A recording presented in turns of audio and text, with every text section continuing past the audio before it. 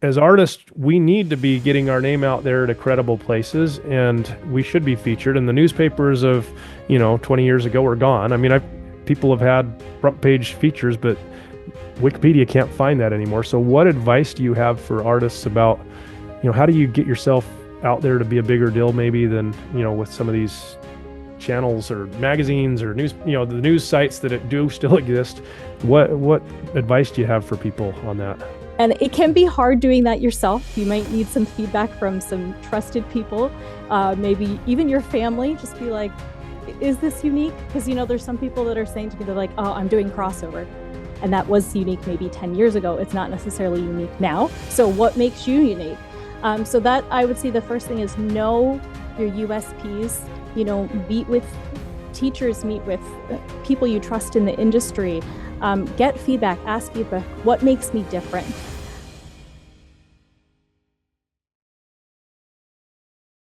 Well, welcome to the podcast today. My special guest is a friend, Natasha Barbieri, that is the editor and I think founder of Crossover Music Magazine. And Natasha, I'm thrilled to have you here today. You're a musician. You studied music, but I love your journey and your story. You kind of came up as thinking you wanted to do music, and you've fallen into the marketing world. I think that's your real job. But Yes.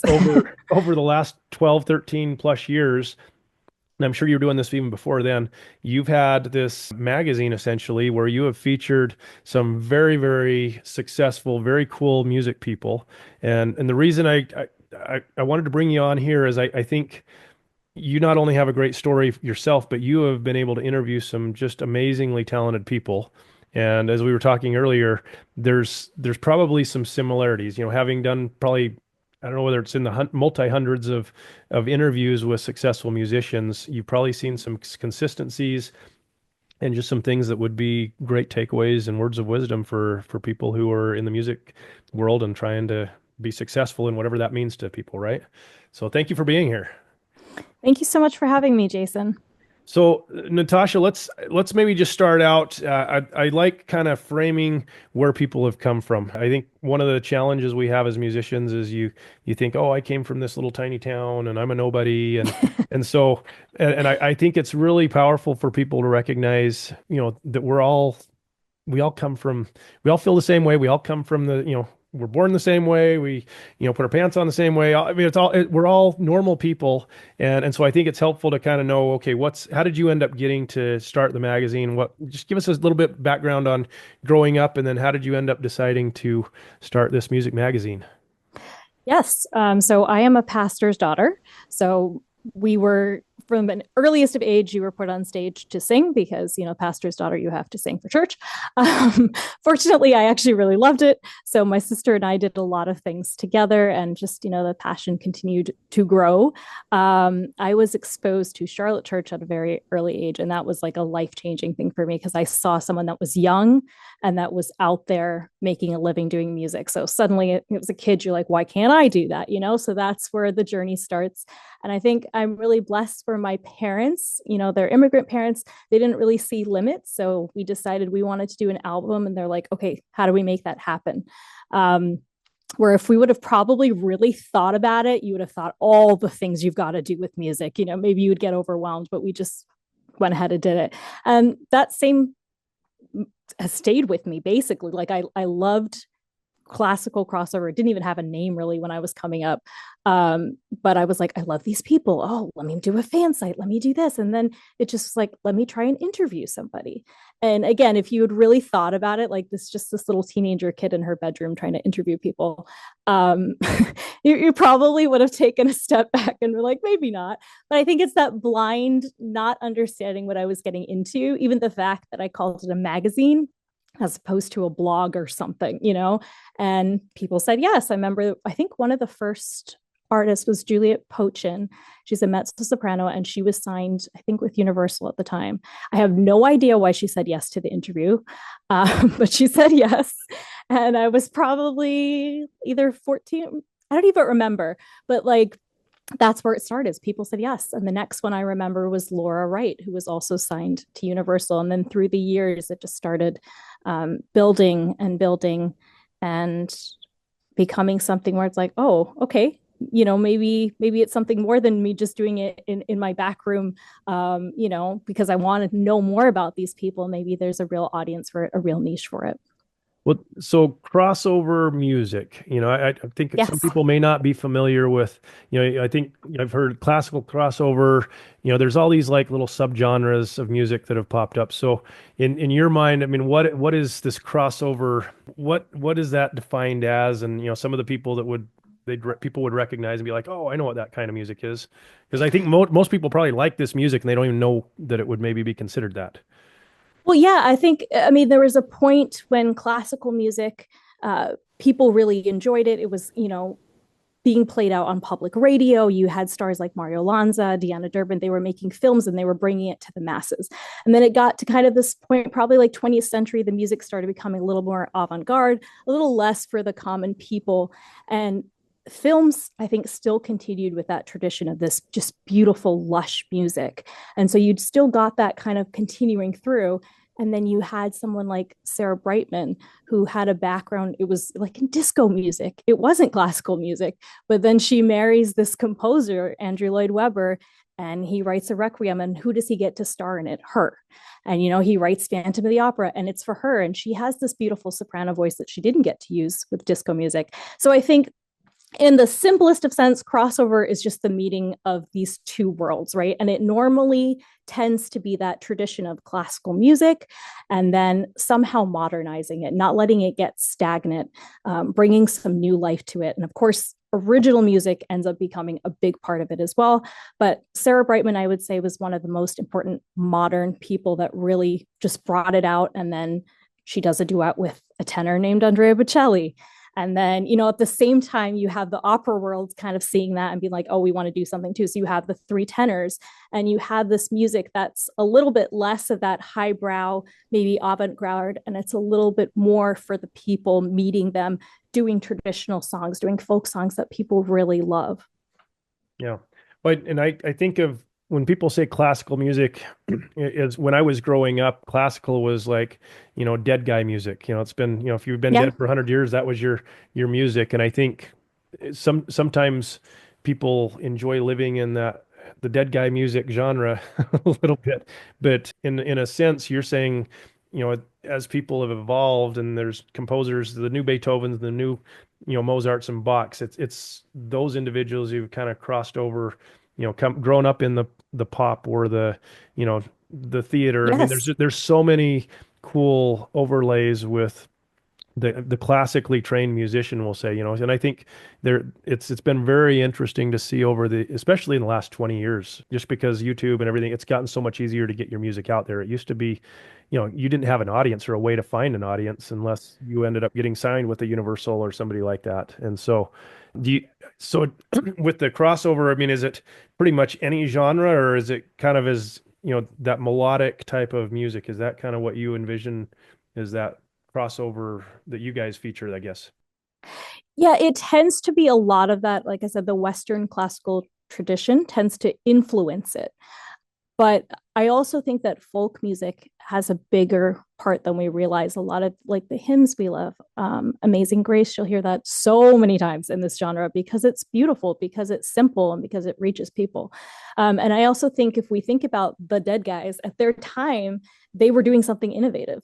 So Mozart wasn't doing what the composers before him had done. And you think if we had planted him in this world, he wouldn't continue doing what he had done. He would be innovating. He'd probably be writing Hamilton and things like that because Totally. he's not going to stop there. And I think that's the great thing about crossover is we don't have to go, okay, this is the form. These are the chords you must use, and you have to stay true to it. It's like, why not do whatever? The sky's the limit. Oh, and by the way, we have like 20,000 instruments now that you can just get with a Right. click of a Didn't button. And exist. Yeah. I mean, it would be really fun if you could get Mozart to sit him down in front of a Pro Tools with a Yeah. keyboard, right? Like, oh my gosh, what's he going to come up with? It's almost, Exactly. I think, like Jacob Collier, a little bit of what he's doing and just pushing the boundaries and just doing amazing. You give a talented person, a really cool tool to play with, and it's neat to see what comes out, right? Yeah, and you mentioned, the people I've interviewed over the time and what sets them apart. And I think that's one of the things that sets them apart is the fact that they're not happy to just go down this path to do the roles that everyone has done. They want to create something new. And I think for the successful people, that's normally very authentic. Like I mentioned with Sarah Brightman, she was doing disco music. So her bringing in different sounds with classical now, it was very natural to her. Hmm. It wasn't something that was put on. It was, this is my background. This is now this classical that I've learned. Let's combine them together. It's not like record producers saying, okay, now you are going to sing. I saw this. I think it was X Factor. They had G4 do Oops, I Did It Again by Britney. I mean, terrible idea, but that was the, the industry, let's do something different. Whereas if you just had that person make something unique on their own, it's going to be totally different because it's authentic to who they are. And I think those people, they're innovators because they're not staying either in the classical background, or even if it's a popular background they came from, they're branching out and they're bringing new palettes into that. Right. Well, and I think just with music in general, it's music, I feel like is very much an emotional thing. And, as a composer, if you're feeling sad or you're tired or you're angry or, there's all types of emotions, and it's fun, especially to hear stories behind a lot of these. I mean, some of them just happen and there's like no reason and it's, dumb, the artist tells you, but in a lot, I would say more often than not, if you peel back the layers of the onions of songs, there's a lot going on there, emotionally, psychologically, that are just really interesting, when you really dive into some of those artists and they share what's behind the song or what they were feeling when they recorded it. So, but so you like we said, you have interviewed hundreds and hundreds of artists over the last 13 plus years that the you've had the magazine. I know you've done like El Divo, and we've got some crossover, with people that I've been able to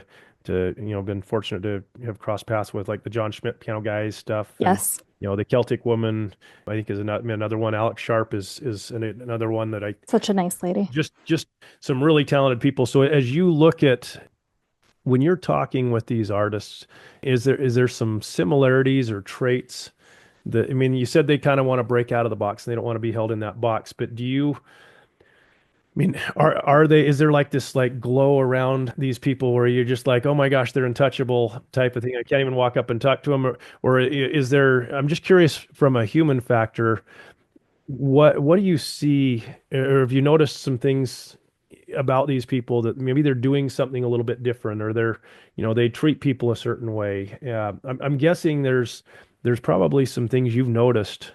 It's not everybody. There's definitely going to be outliers, but what have you noticed are kind of some similar characters that the regular music person like myself or others could recognize and be like, wow, I could learn that trait and need to work on that maybe in my life.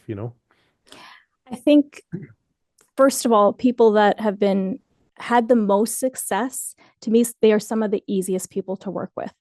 They are the people that come, they're happy, they talk, they're prepared, they don't have a million questions before, like, what are your stats, what are your this, what are you, they're just happy to talk about their music, and they're easy to get along with. I think sometimes what we see, what we don't like about classical music is from maybe the mid success people, who it's a little bit of attitude, it's a little bit of grandeur, where if you talk to some of these people, like Sarah Brightman could not have been nicer. She has sold millions upon millions of records, just lovely, down to earth, talks to you like you're a human.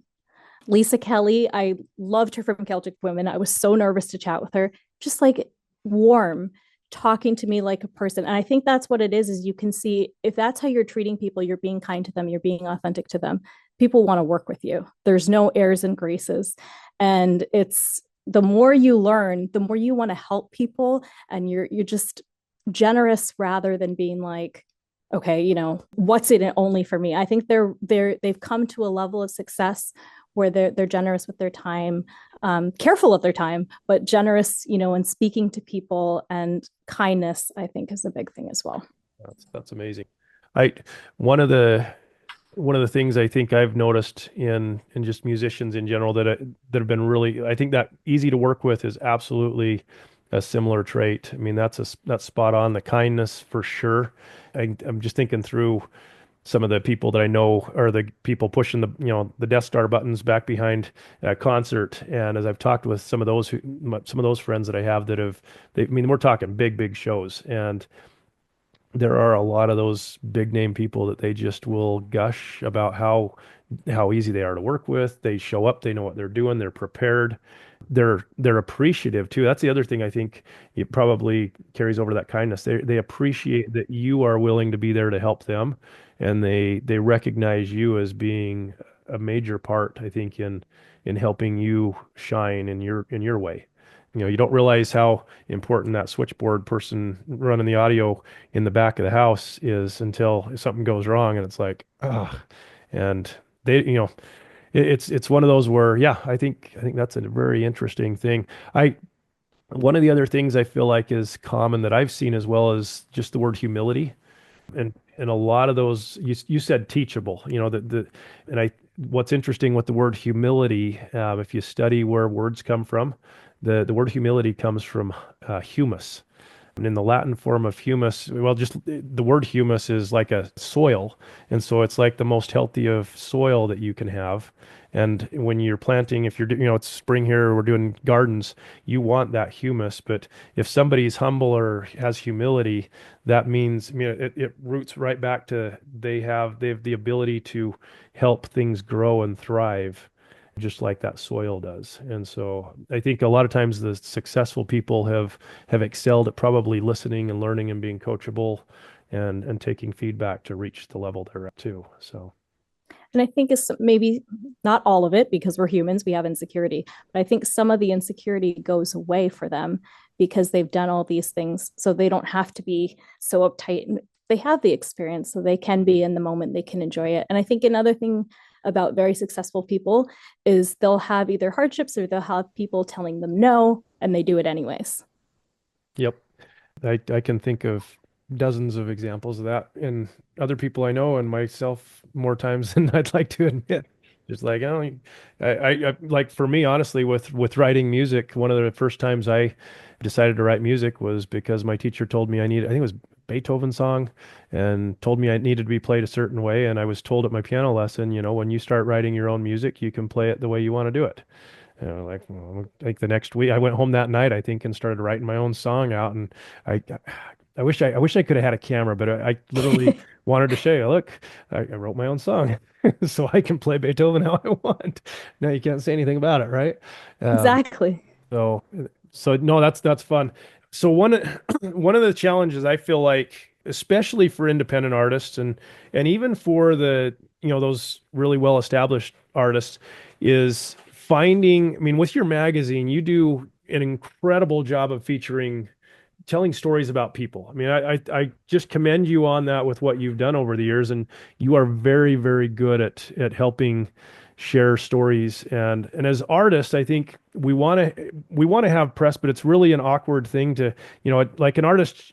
It's not going to be received well if they just go out. I mean, I guess some people do it, but you go on your Facebook and you're like, "Look how wonderful I am," and "Look at me, look Yeah. at me." I mean, that's not going to resonate with your fans. It's just going to turn people off, right?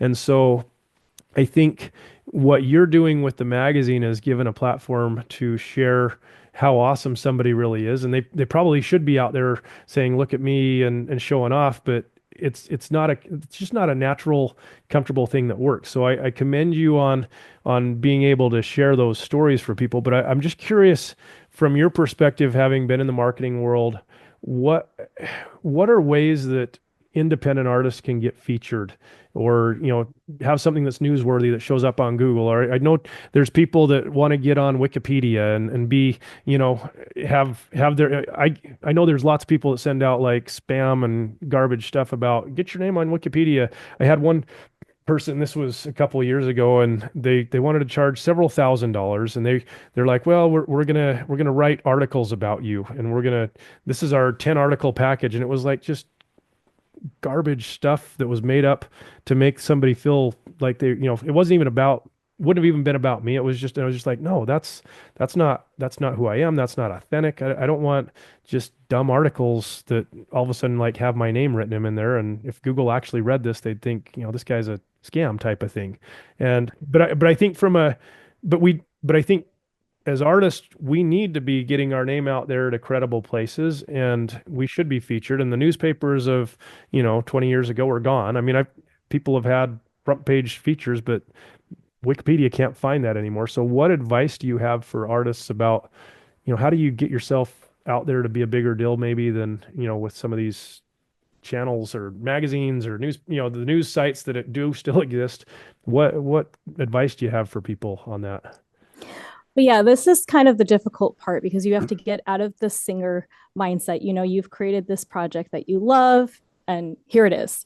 But I think it helps to kind of think of it as a product. So if you have a product, you have to think, what is unique about this? So we say USPs, right? What is my unique selling point? And it can be hard doing that yourself. You might need some feedback from some trusted people, maybe even your family. Just be like, is this unique? Because there's some people that are saying to me, they're like, oh, I'm doing crossover.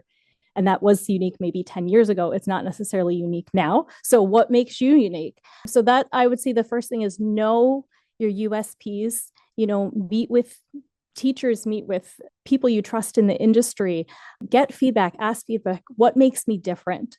Make it exclusive, I think, is another thing that's attractive to me when I'm doing an article.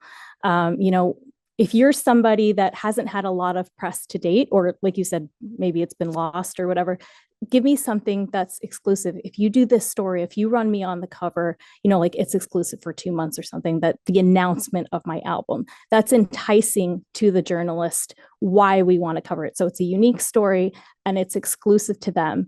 And I think another thing is to be organized with your materials. This sounds silly, but you'll have no idea. Sometimes I'll just get emails and it's just like, I'm a singer. I'd love to be featured by. No website, no, this is my project that's coming up, nothing like that. So I think getting prepared as an artist yourself. You've taken so much time with your music, so much passion with your music, and you have to think a little bit about the marketing aspect. And I know we hate to do that. That's one of the reasons why singing for me is a hobby. I don't really love doing that part, but I love promoting other people. So I kind of switched gears there, but I think get people, if it's uncomfortable for you, maybe it's getting other people into your circle that can help you with that. Because in the same way that you may not be able to hear something that's wrong with your voice, or see the way that you're holding your violin is not correct, you get an expert and they help you in, and you can craft something. And then when you go to a journalist, it's something meaningful. It's not just, I have an album out, which is great. We're excited for you. Please keep making musicians more than ever. The world needs artists. But your materials are in order. They're attractive, good images. I know that sounds silly, but it's important. Little things like that can make a difference where you're placed in the magazine. I've literally taken people from being a featured article to being the cover based on the kind of packaged images they have. It makes a big difference. So your package, making sure you have something exclusive and knowing who you are. You can't be everything. There's some people that say, I sing every type of music. That's fantastic. But that's not going to help me, and it's not going Everybody to else is help. going to say, I don't care. Yeah. Oh, okay. it's not going to help your audience find you. Yeah. So understanding who you are, those USPs, making exclusive, and a good package, I think are good ways to improve your likelihood of getting covered. But and I think one of the hardest things, I'm just even thinking of myself, is oftentimes we don't see the superpower or the greatness in ourselves. We a lot of time I think even when you've arrived, you often don't feel that you're good enough. Even when I still think sometimes when I'll be on a big stage and you're nervous back there, and I mean you're terrified, and yes, you go out on stage and you find, you do great, and if as artists, I mean rewind back to like the piano recital, where you're nervous as can be as a little kid, as that you're going to mess out and that or mess up on that song. But I honestly think if you get to the point where if you don't get a little nervous, you probably as an artist maybe don't care. And I think the fact that we still get nervous, before we step on that stage with that energy, we love it. You learn to really enjoy that for the most part. I mean, there's always oh gosh, the risk of doing that, but it's, I think there's still always the imposter syndrome, whatever you want to call that you're not quite good enough, that lingers even till probably the day we die, right?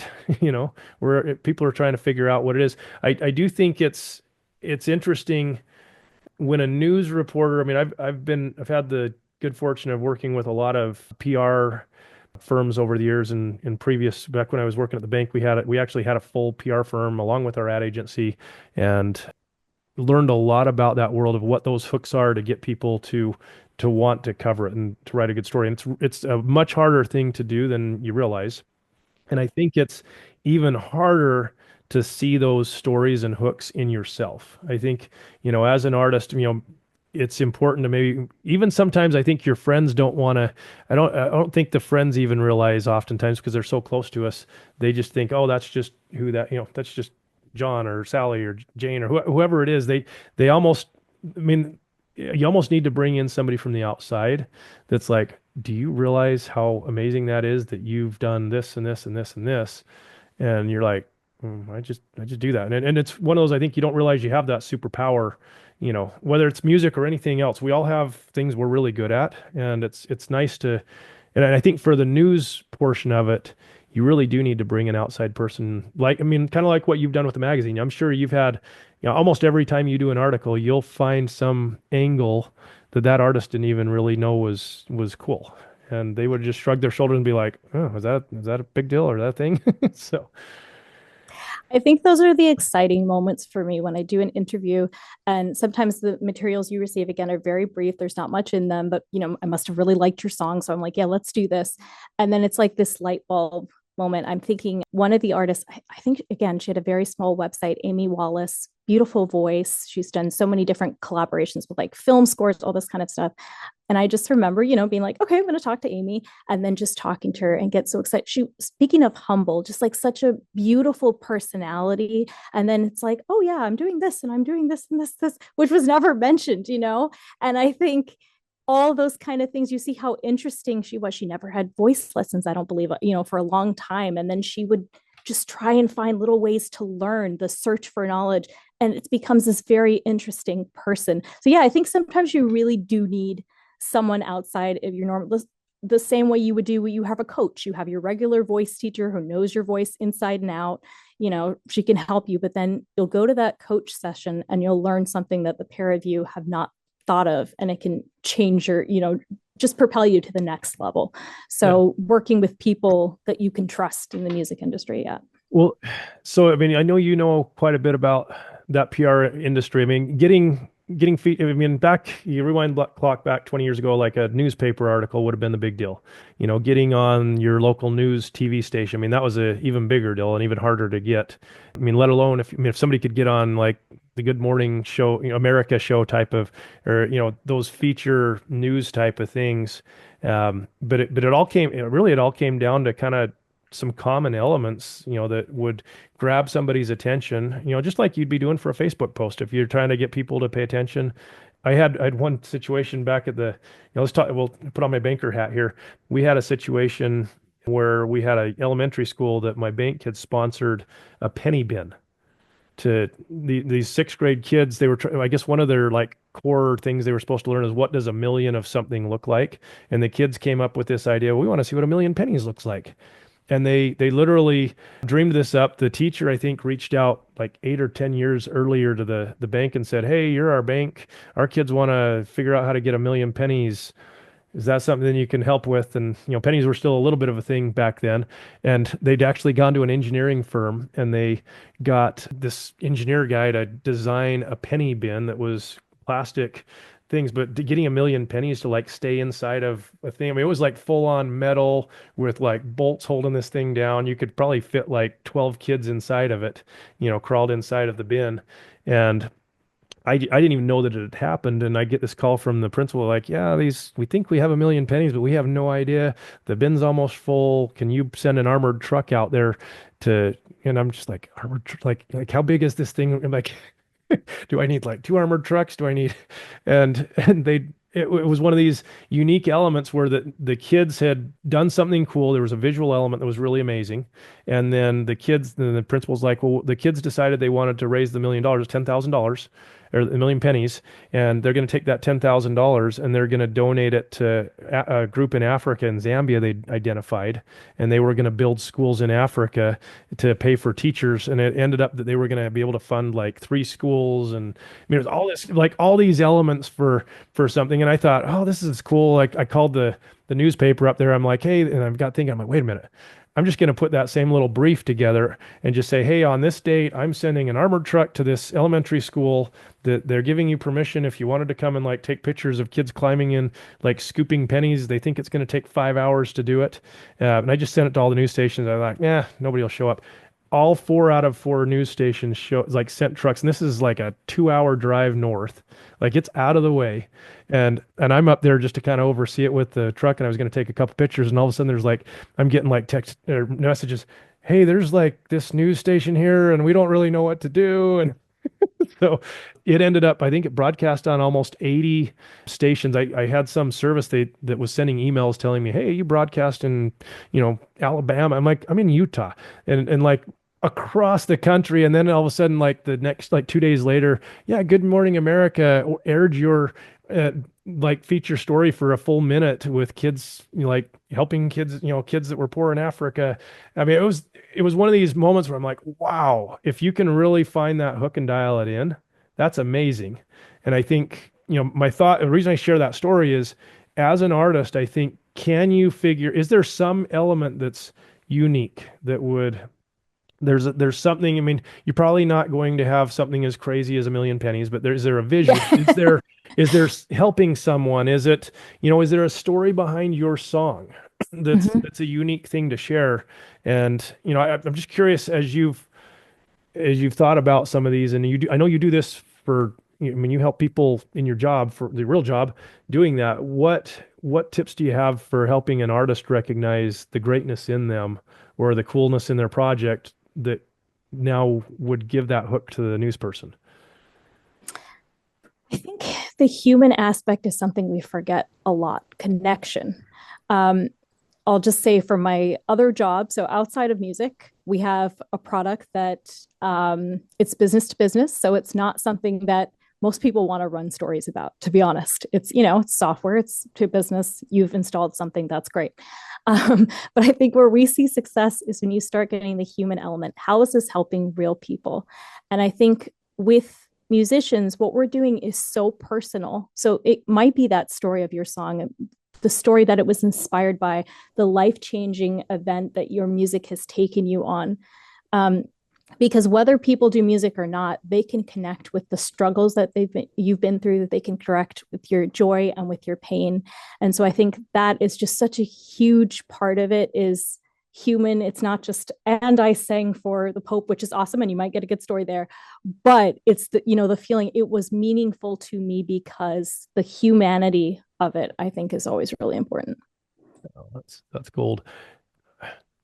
So I'm gonna ask a question, and I don't usually do this on the podcast, but I'm actually gonna ask you to kind of coach me along because I know there's probably uh, more than half the people that are listening to this probably have a similar situation. So a lot of the people listening have released a song or an album, and so I've got an album I literally have the final recordings of this album. The funny story is I released a full piano book. It's called Healing Piano Solos, and I took more than 2 years to write these songs. And I think in the end there was 10 songs included in the book, and I think I went through 35 or so songs to get there. And and through and this is my, I think it was my 19th or 20th book that I'd done. And so I released the book and I've shared it and it's sold and it's getting out to people. I've still not done the recordings of it. So this is so I literally have the folder on my desktop to give the final listen through before we upload it to the streaming services. And I think a lot of the places that artists mess up, and especially myself, so I'm just, I'm coming clean right here. Here's my confessional. I've not done a good job of sharing the stories since I released the book. I shared it with some of my fans and we've done marketing, but each one of these songs was picked specifically because I felt like somebody could, essentially be in a situation where they needed to heal or meditate or whatever it might be. And over the last, gosh, 20 years, I've lost count of how many emails where people have emailed me and said, your music has impacted me in this way and it helped me. Or, I've had at least a dozen people who passed away or had their parents pass away listening to a song. Like there's I mean, that sounds a bit morbid, but like it's one of those where it was like this just heartfelt message. Like, they were listening to your CD and they'd been had it on just on repeat and they literally took their last breath as the last song was played. Things like that are just, you don't make those types of things up and you don't even typically share them. And I think as an artist, even for myself, it's like, wow, that's really cool and heavy. And, but I think often, so this book or the CD that I'm going to be releasing is literally all of this stuff that I spent 2 years putting songs together, and I've spent another 9, 10 months since I even released it to record it and just get it just right. With the way it's probably going, I'm probably going to release that and nobody will know about it. But I'm just curious from your perspective, and feel free to ask me questions. They'll coach me along here. But if you're listening to this, I want you to kind of think about your own music, and just kind of think about what are those elements that, I mean, Jason should have done this and this and this. Feel free to email me too if you people out there listening have ideas. But I have dozens of songs that I know can be impactful to people, and that's what drives me to write these songs and record them. I mean, it costs thousands of dollars to do it at the level that we're doing it. And why in anybody's right mind would we create music that does that? But I'm just curious, Natasha. So from a story standpoint, what would the news reporter want to ask, or what would I as an artist need to be thinking about more? I think the thing that was interesting is while you were talking, you started with the what. So, it's this collection of songs with 30 songs, and it was a lot about how I'm recording them, and then we finally got to the why. Yeah. And I think we need to reverse that. So, this is music for people. They need peace. I've been there. Like, I sang a song to my father when he was dying. It was the worst I've ever sung. But we need music for things like that. And I think starting there instead, why are you doing it? That's what I would say is tell those stories. That's the hook. It's not what you're doing, because there's a million of albums. You've released what, 10, 11 albums now, I've at got a least. couple hundred songs. Yeah. I've got it, and it's one of those where you have the why behind it, but I think by the time you get finished with it, you start I mean, you've put all your emotions into that thing you did, And now you're and you're removed. almost tired. You're almost tired of it. And I think in a lot Mm-hmm. of ways, that's where you need to like say, okay, we're I'm going to tell this story for the next 2 years now. If it's the right story, yes, you can go work on other stuff, but I think as artists we get distracted and like, oh, I want to do the next thing. That's so. I mean, how do I go out to a news person, or is there people that help these artists that they've got their single and they just spent their life savings to do it? I mean, how do they make sure that it just doesn't end up in the Spotify, you know, dumpster that never even gets, I have so many friends that have just the music they put out is amazing, and I'll see they've got 7 monthly listeners on Spotify. I'm just like, oh, you are so good. And they, a lot of times people quit, or, they'll sell back in the day, you'd sell, print 1,000 CDs and spend $30,000 on something, and you sell to a few friends, family and a few fools, and then you get frustrated and then they quit music. So Yeah. I think you need to work with someone who can help you telling that story. So you maybe have to, like you said, you're selling it for the next 2 years, you're promoting it, but someone else is going out there and selling it for you, because that's such a difficult thing to do, is to go out with that message, do the cold call, do all these things.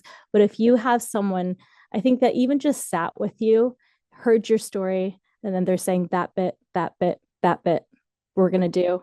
And then they help you with it. And I know as musicians, we don't always get that. I know that that's a luxury to have. But I guess if you don't have that outside person, record yourself. Start with something as simple as that.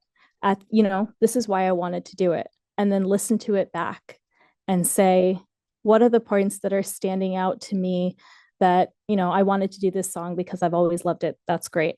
I loved it. Why? Because my grandma told me. Like, keep going further and further into it.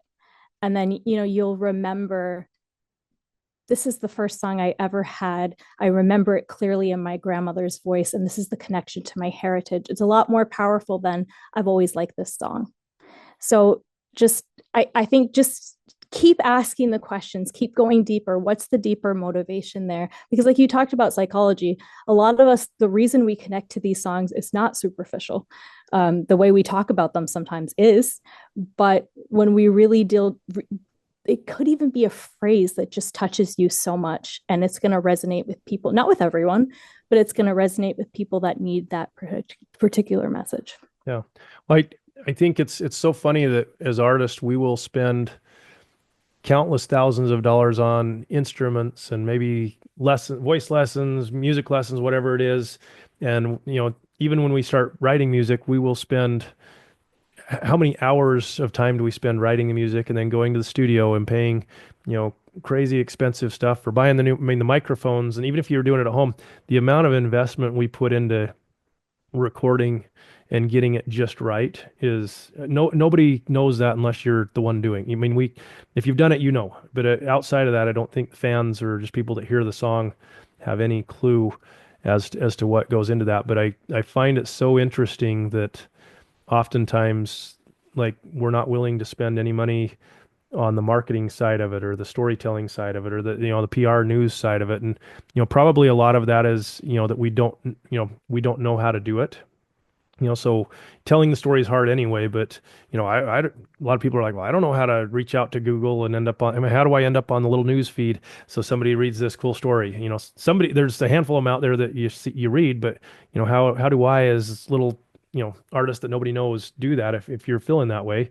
Same thing with like a YouTube or a Facebook ad or a Google ad. I mean, I'm sure Google and Facebook love donations from people who don't know what they're doing, and most of us don't really. We'd rather give money to the church or to help somebody that needs it rather than Mr. Zuckerberg, right? Or the Google people out there. So I think it's one of those.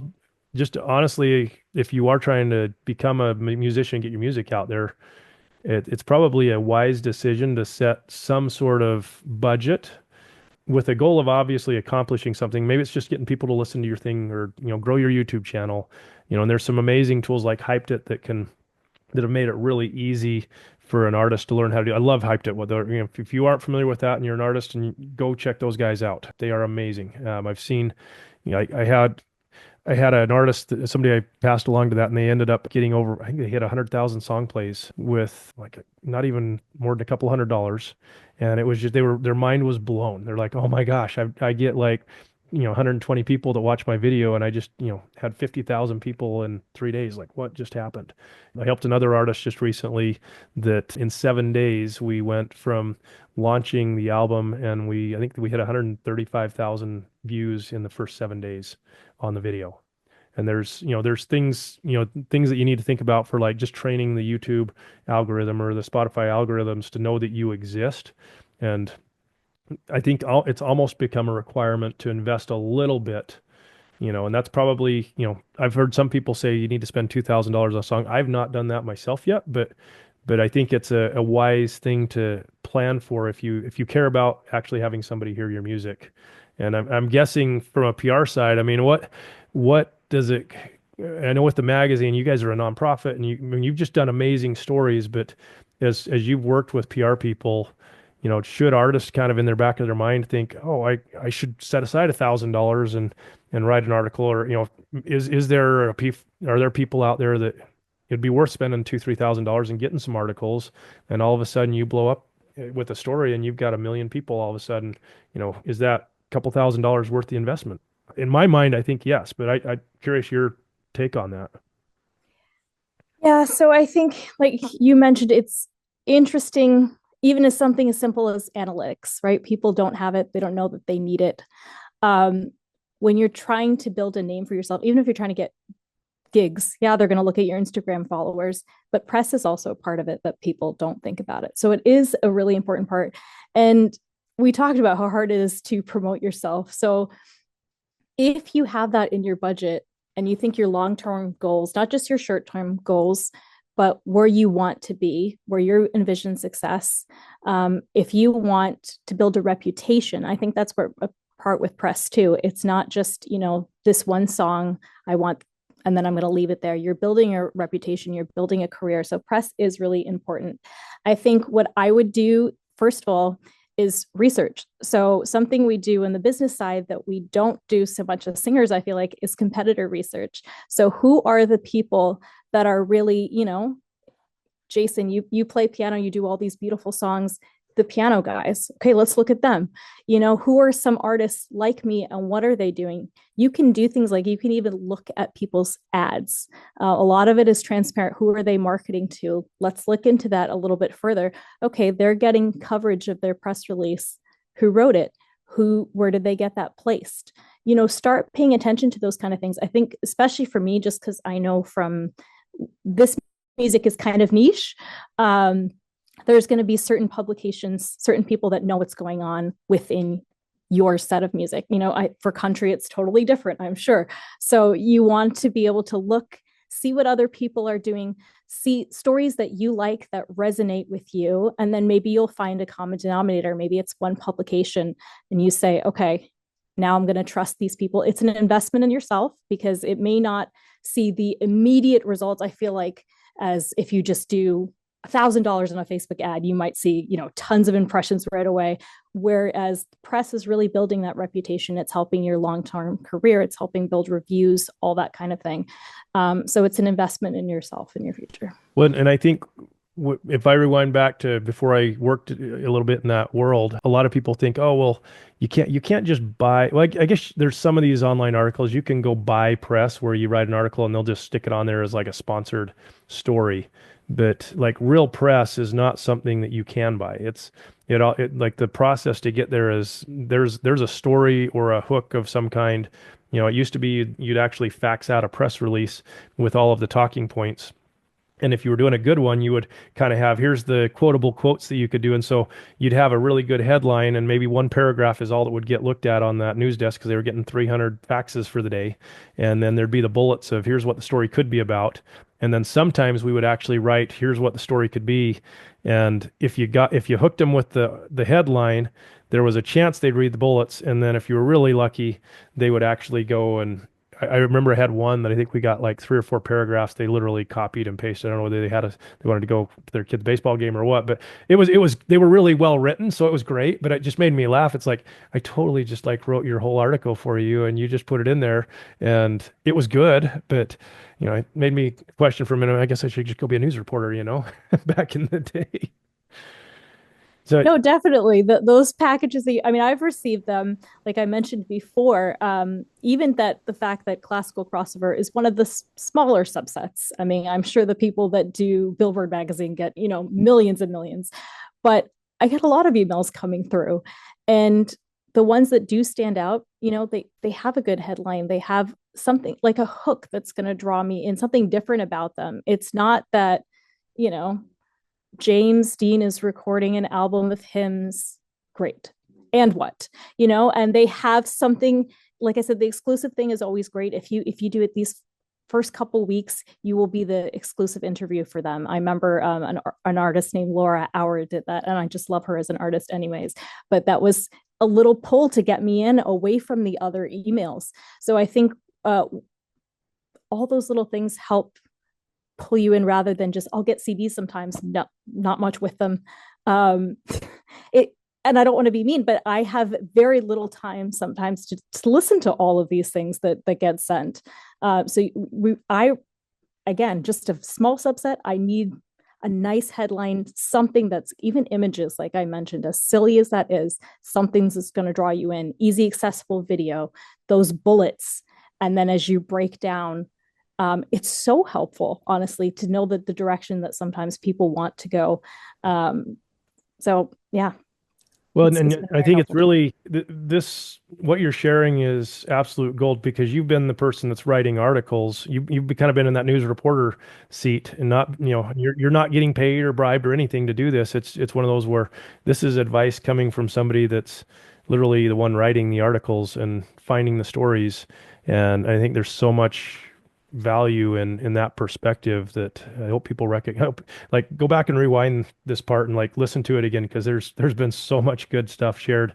Natasha, I feel like I know I need to just hire you to come and write my stories for me or something because you do an amazing job. And Oh, then what's thank funny you. is the way we ended up coming across each other is you'd actually reached out to me to do a feature story. I hadn't even approached you, and I mean, it was just one of those. And there's going to be natural types of things. I mean, gosh, if I would have given you a hook or something cool to tell you a story about, I probably maybe you would have featured me sooner. But I think that's the other thing is just as an artist, make sure you're doing things invisible enough that hopefully people like Natasha will find you. But I do think your thoughts about investing in that, those stories or having that out there is absolutely huge. I really think Natasha, you have a future career in coaching artists or doing something in PR. I don't know. I'll have to twist your arm after we get off this call, but you would be incredible at it. I think you would really you have a unique perspective that I don't think many people have of kind of all sides of the industry and have a way to kind of help artists. I mean, you're spot on with what you're doing. So, I mean, congratulations on what you've done with the Thank you magazine so much. over the years. Please keep doing that because it's very cool what you've done.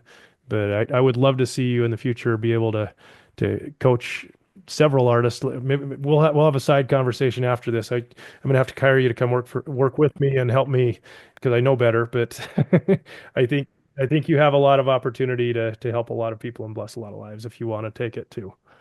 Thank you. I mean, I love telling stories. That's what got me into this was a genuine curiosity for the music and the musicians behind it. So we'll just have to watch this space and see what happens. There's going to be some big things coming, people. Just But wait. there you go.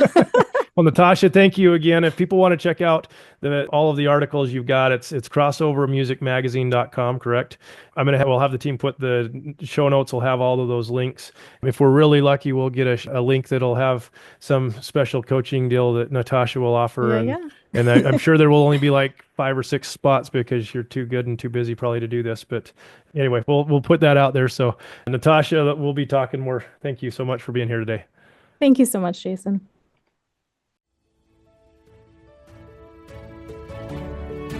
Hey, it's Jason here, and I hope you've gotten a lot of value out of this episode. Be sure to check out our show notes to learn more about our guest today, and if you'd like to support our podcast, there's a few things that you can do to help us grow. First, if you hit subscribe, it will help ensure that you don't miss a future episode. Second, if you'll share it with your friends on social media or send it via email or message, it helps us spread the word as well. And third, if you'll leave an honest review, it really helps with the algorithms so that other people can find our podcast. Finding success and fulfillment in the music industry is possible, and I look forward to seeing you on our next episode.